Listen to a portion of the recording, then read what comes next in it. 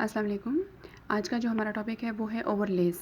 Overlays chapter number 7 का topic है। Page number इसका है 104। ओवरलेस का पहले हम कॉन्सेप्ट थोड़ा देख लेते हैं। सबसे पहले है ओवरलेस की डेफिनेशन कि it is a concept of loading a programme into main memory even if the memory size is not enough. कि हम एक ऐसे प्रोग्राम को मेन मेमोरी में लोड कर रहे होते हैं कि जिसका साइज़ मेन मेमोरी के हिसाब से लार्जर होता है और मेन मेमोरी जो होती है वो उससे स्मॉलर होती है।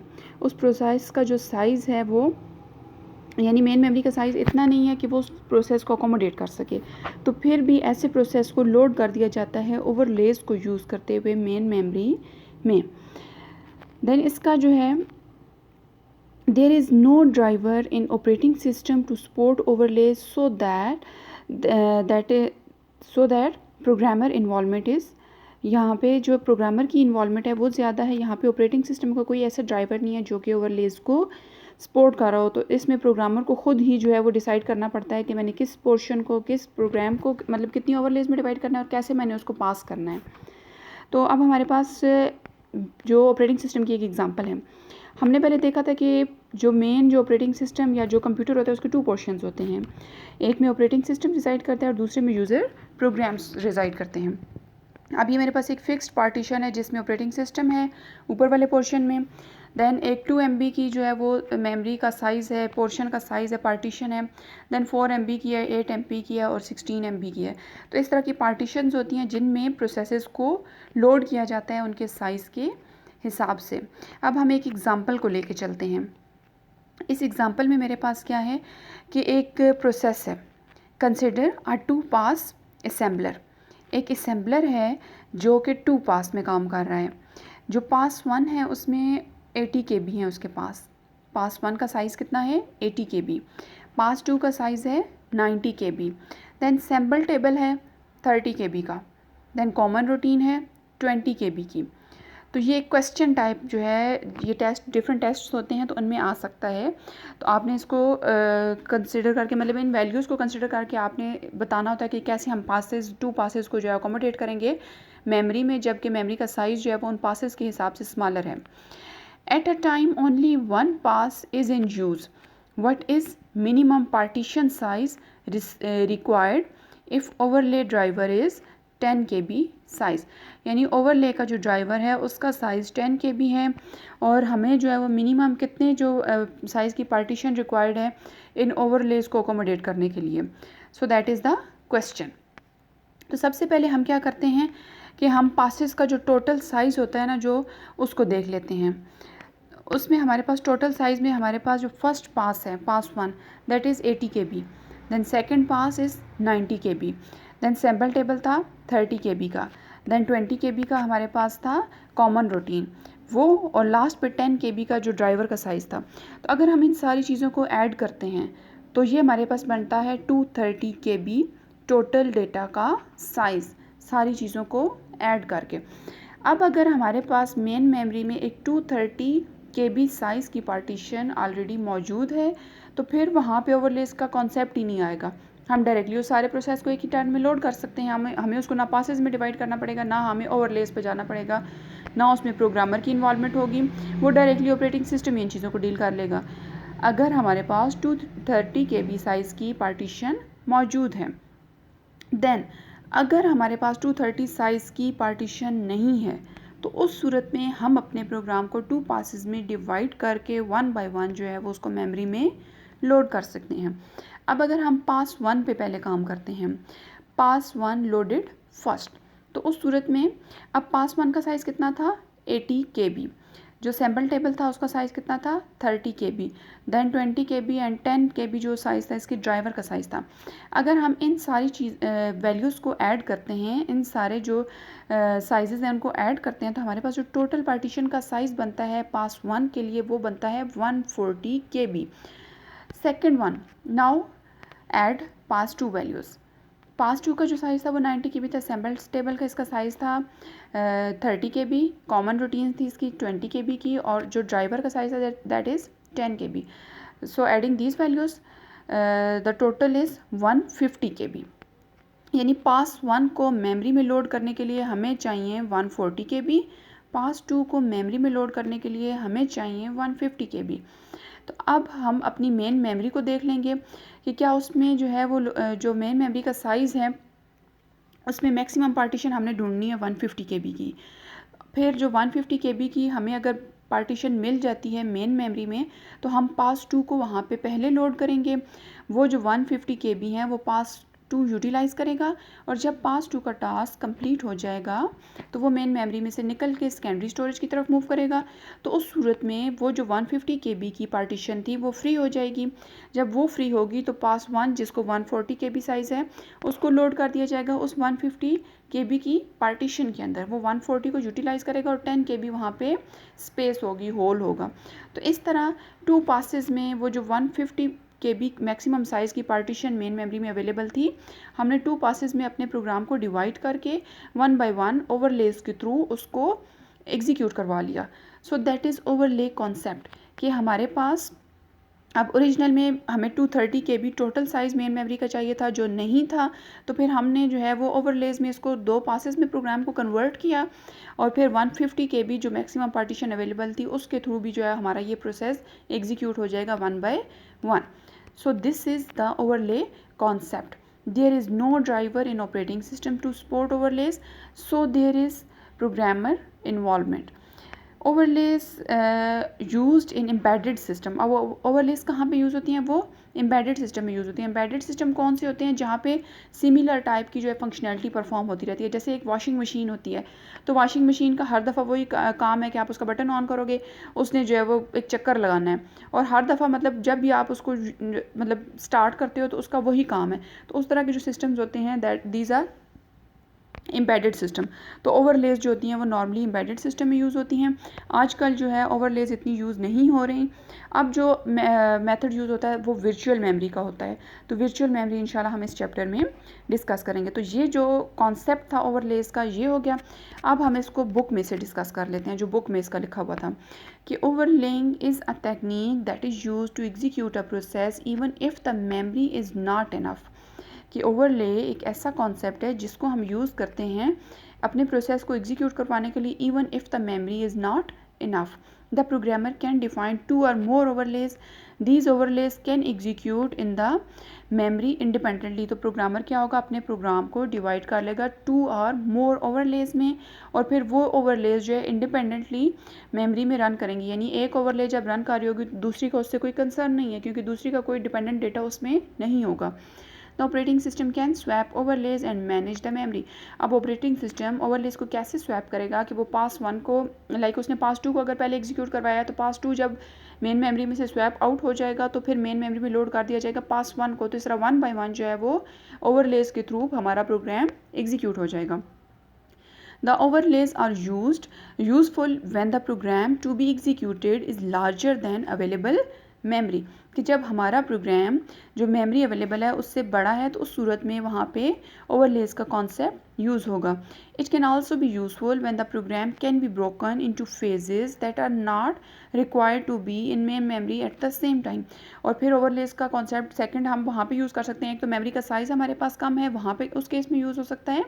सेकंड केस ये है कि हमारा जो प्रोग्राम है वो हमने उसको पहले ही मॉड्यूल्स में या पार्ट्स में डिवाइड कर दिया है और हमें ये रिक्वायर्ड नहीं है कि हम सारे पार्ट्स को एक ही वक्त में मेन मेमोरी में लोड कर दें। हम 1 बाय 1 जैसे जैसे वो पार्ट्स रिक्वायर्ड हैं तो हम उनको लोड कर सकते हैं। तो उस तरह के जो कॉन्सेप्ट होता है वहाँ पे भी आप ओवरलेज को यूज़ कर सकते हो। The disadvantage of overlays is that it require extensive involvement of programmer. कि मैंने कहा था पहले भी कि जब इसका कॉन्सेप्ट हम देख रहे थे कि उसमें ऑपरेटिंग सिस्टम में ऐसे ड्राइवर्स नहीं होते जो कि ओवरलेज को अकोमोडेट कर सकें। तो उस सूरत में फिर जो होता है ओवरलेज को यूज़ करने के लिए जो प्रोग्रामर होता है उसकी इन्वॉल्वमेंट वहाँ पे होती है। The programmer has to identify and define overlays efficiently. It is a very difficult task. तो फिर जो होगा प्रोग्रामर तो उसने खुद ही डील करना है ओवरलेज के साथ, तो ये एक डिफ़िकल्ट टास्क है। तो यहाँ पे जो हमारा ओवरलेज वाला टॉपिक है ये क्लियर हो गया होगा इंशाल्लाह। Now next one is contiguous and non contiguous storage allocation methods. ये हमारे पास जो है वो मेथड्स हैं।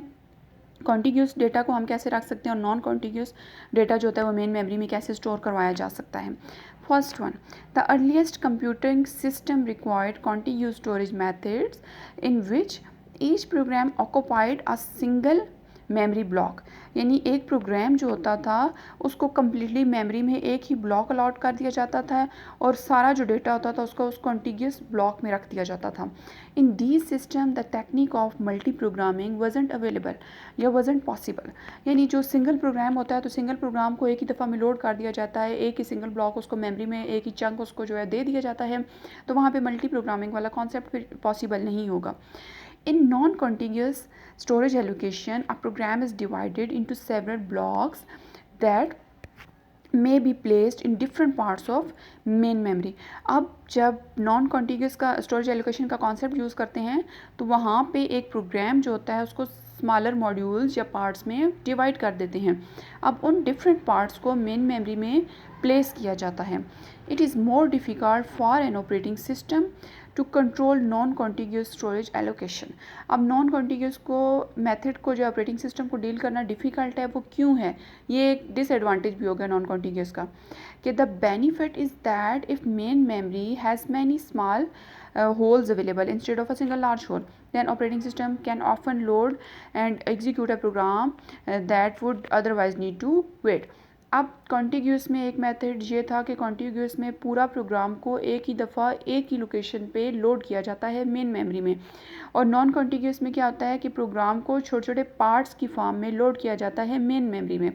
अब अगर मेन मेमोरी का साइज़ इतना नहीं है कि हम पूरे प्रोग्राम को एक वक्त में लोड कर सकें, तो वहाँ पे अगर हम नॉन कॉन्टिग्यूस मेथड यूज़ करेंगे तो हम स्मॉल पार्ट्स में अगर छोटे छोटी हमारे पास मेन मेमोरी में स्पेसेस या होल्स अवेलेबल हैं तो वहाँ पे भी हम अपने प्रोग्राम के जो पार्ट्स हैं उनको लोड कर सकते हैं। तो इस तरह हम उस चीज़ को भी एग्जीक्यूट कर सकते हैं जो कि कॉन्टिग्यूस के मेथड में जो है वो पॉसिबल नहीं थी। Now the next topic is swapping. A process can't be executed in the CPU unless it is completely or partially in main memory, कि एक प्रोसेस तब तक जो है वो एग्जीक्यूट नहीं हो सकता CPU में जब तक कि वो हमारे पास मेन मेमोरी में मौजूद नहीं होगा। तो प्रोसेस की एग्जीक्यूशन के लिए मस्ट है कि वो प्रोसेस मेन मेमोरी में होना चाहिए। A process not executing in CPU can be completely swap out of memory to a backing storage such as high speed disk। अब एक प्रोसेस जो कि अभी करंटली इसमें CPU में एग्जीक्यूट नहीं हो रहा तो उसको स्वैप आउट करवा दिया जाएगा मेमोरी से, कहाँ पे? बैकिंग स्टोरेज की तरफ। और बैकिंग स्टोरेज कौन सी होती है? वो होती है कोई भी हमारे पास hard disk, high speed disk. It can be swapped in to memory when it needs to be executed. अब उस प्रोसेस को स्वैप आउट आप कब करवाओगे? जब उसकी अभी करंटली जो है वो एग्जीक्यूशन की बारी नहीं आई। और उसको स्वैप इन कब करवाओगे? जब उसकी टर्न आ चुकी है, CPU में उसका टाइम स्लाइस आ चुका है। Swapping is a memory management technique that swaps a process into memory to execute it, then swap it out to the backing storage when required। Swapping एक ऐसा कॉन्सेप्ट है कि जिसमें प्रोसेस को मेन मेमोरी में load किया जाता है जब रिक्वायर होता है और उसको जो है वो स्वैप आउट करवा दिया जाता है जब रिक्वायर होता है। The swapping is done by swapper. अब कौन इस प्रोसेस को करता है? That is a program called swapper. Suppose that a dispatcher tries to load a process into CPU and finds that it is not currently in memory। कि dispatcher कौन था? Dispatcher एक ऐसा प्रोसेस था जो CPU स्केड्यूलिंग की base पे ये डिसाइड करता है कि अब किस प्रोसेस ने लोड होना है मेन मेमोरी में या अब किस प्रोसेस ने एग्जीक्यूट होना है CPU के थ्रू। तो डिस्पैचर क्या करेगा? वो जब देखेगा कि अब इस प्रोसेस की टर्न आ चुकी है फिर वो चेक करेगा कि क्या वो प्रोसेस मेन मेमोरी में पड़ा हुआ है। अगर वो अवेलेबल है तो इट्स ओके। अगर वो प्रोसेस मेन मेमोरी में अभी मौजूद नहीं है तो उस सूरत में उस प्रोसेस को लोड किया जाएगा, उस प्रोसेस को स्वैप इन किया जाएगा from backing storage to main memory. It will call the swapper to swap the process back in to memory. नीचे एक डायग्राम शो हो रही है जिसमें हमारे पास एक मेन मेमोरी का पोर्शन है और एक बैकिंग स्टोरेज का पोर्शन है। अब मेन मेमोरी के पोर्शन में इसके पार्ट्स हैं, जैसे हमने चैप्टर 1 में डिस्कस किया था। एक ऑपरेटिंग सिस्टम का पार्ट है and second one is users area. अब ऑपरेटिंग सिस्टम के पार्ट को तो छोड़ दें, उसमें तो हम नहीं जाएंगे, हम जो है वो यूज़र एरिया में यहाँ पर डिस्कस कर रहे हैं। तो प्रोसेस 1 हमारे पास बैकिंग स्टोर पर पड़ा हुआ है और प्रोसेस 2 पड़ा हुआ है। तो प्रोसेस 1 जो है ये ऑपरेटिंग सिस्टम के पोर्शन पे जो इसका एरो गया हुआ है ये बाय मिस्टेक गया हुआ है। P1 जो है नीचे यूज़र्स एरिया में काम करेगा। अच्छा, जो P1 है वो करंटली अभी एग्जीक्यूट नहीं हो रहा, तो उसको मेन मेमोरी से स्वैप आउट करवाया जा रहा है बैकिंग स्टोर की तरफ, और जो P2 है वो अभी करंटली एग्जीक्यूट होना है, तो P1 को निकाल के P2 को स्वैप इन करवाया जा रहा है मेन मेमोरी की तरफ. So that is the concept of swapping. Benefits of swapping. Some benefits of using swapping are as follows. It allows higher degree of multi-programming. Swapping के थ्रू जो है वो higher degree of multi programming को कैसे achieve किया जा सकता है कि मल्टीपल प्रोग्राम्स को आप मेन मेमोरी में एग्जीक्यूट करवा सकते हो, मेन मेमोरी में लोड करवा सकते हो. जब जो करंटली रनिंग प्रोसेसेस नहीं है उनको आप स्वैप आउट करवा दो, और जो मेन मेमोरी में स्पेस अवेलेबल होगी, क्योंकि मेन मेमोरी का जो एरिया होता है वो लिमिटेड होता है, उसमें हम एक्स्ट्रा प्रोसेसेस को लोड नहीं कर सकते, तो उस सूरत में उन प्रोसेसेस को स्वैप आउट करवा दिया जाएगा बैकिंग स्टोर की तरफ, और जिन्होंने अभी करंटली एग्जीक्यूट होना है उनको लोड करवा दिया जाएगा. तो so higher degree of multi programming को अचीव किया जा सकता है with the concept of swapping. Second point, it allows dynamic relocation. It means that the processes can be swapped in different locations if address binding is performed at execution time. Address binding में क्या होता है, logical address को convert करते हैं physical address में. तो यहाँ पे डायनामिक रीलोकेशन का मतलब ये है कि हर दफ़ा जब प्रोसेस सेकंड स्वैप इन में जो है वो मेन मेमोरी में आएगा तो मे बी उसको डिफरेंट लोकेशन मिले, तो प्रोसेस को रीलोकेटेबल लोकेशन मिलेगी, डायनामिक उसको रीलोकेशन मिलेगी मेन मेमोरी में. Third one is it provides better memory utilization. Better memory हमारी यूटिलाइज़ कैसी होती है कि मेमोरी में जो एक्स्ट्रा प्रोसेसेस हैं जिन्होंने अभी एग्जीक्यूट नहीं होना उनको स्पेस वेस्ट करने के लिए नहीं रखा जाता, उनको निकाल दिया जाता है. तो इस तरह जो मेमोरी यूटिलाइजेशन होती है वो बेटर हो सकती है स्वैपिंग के through. Fourth one is it can be applied on priority based scheduling algorithm to improve performance. जो प्रायोरिटी बेस्ड स्केड्यूलिंग एल्गोरिदम है वहाँ पे जो है इसको अप्लाई किया जाता है टू इम्प्रूव परफॉर्मेंस. तो प्रायोरिटी हमने स्केड्यूलिंग एल्गोरिदम देखा था जिसमें जिस प्रोसेस की प्रायोरिटी ज़्यादा होती है उसको मेन मेमोरी में लोड किया जाता है, जिस प्रोसेस की प्रायोरिटी अभी काफ़ी टाइम बाद आनी है उसको लोड कर दिया जाता है सेकेंडरी स्टोरेज में. तो ये हो गया जी हमारा स्वैपिंग का टॉपिक कंप्लीट. सो हमारा ये जो लेक्चर है वो यहाँ पे कंप्लीट होता है. अल्लाह हाफिज़.